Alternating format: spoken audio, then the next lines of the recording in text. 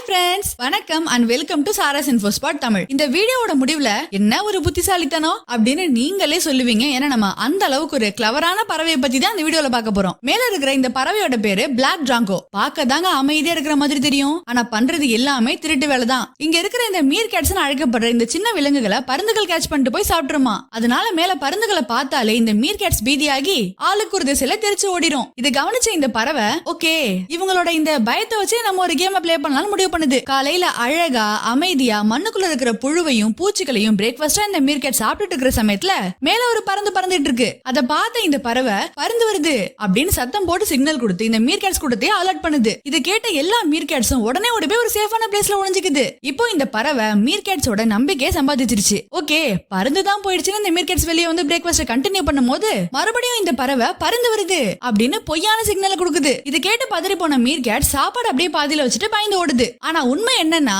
அந்த புழுவை திருடி சாப்பிட்டுதான் இந்த பறவை எப்படி பொய்யான சிக்னலை கொடுத்திருக்கு. எப்படி நாங்கெல்லாம் யாரு அப்படிங்கிற மாதிரி அது ஜாலியா சாப்பிட்டு இருக்கு. இந்த பறவை ஏமாத்திருச்சுன்னு தெரிஞ்ச பிறகு மீர்கேட்ஸோட ரியாக்ஷனை பார்க்கணுமே.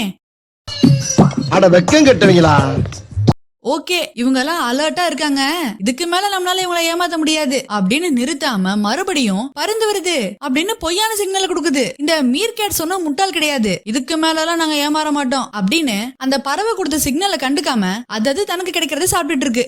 நம் ராஜதந்திரங்கள் அனைத்தும் வீணாகிவிட்டதே, இன்னும் பயிற்சி வேண்டுமோ அப்படின்னு இந்த பறவை நினைக்கிற சமயத்திலேயே ஒரு மீர்கேட்டுக்கு சாப்பிட ஒரு தேல் கிடைக்குது. அந்த தேல் அது ரொம்ப அப்படியே டேஸ்ட் பண்ணி சாப்பிட்டுட்டு இருக்கு. இத பாக்க இந்த பறவைக்கு ரொம்ப கடுப்பாகுது. இதெல்லாம் சரிப்பட்டு வராது, நம்ம வேற ஒரு பிளான போட்ட வேண்டியதான் அப்படின்னு நினைக்கும் போதே டக்குன்னு இதுக்கு ஒரு ஐடியா ஸ்ட்ரைக் ஆகுது.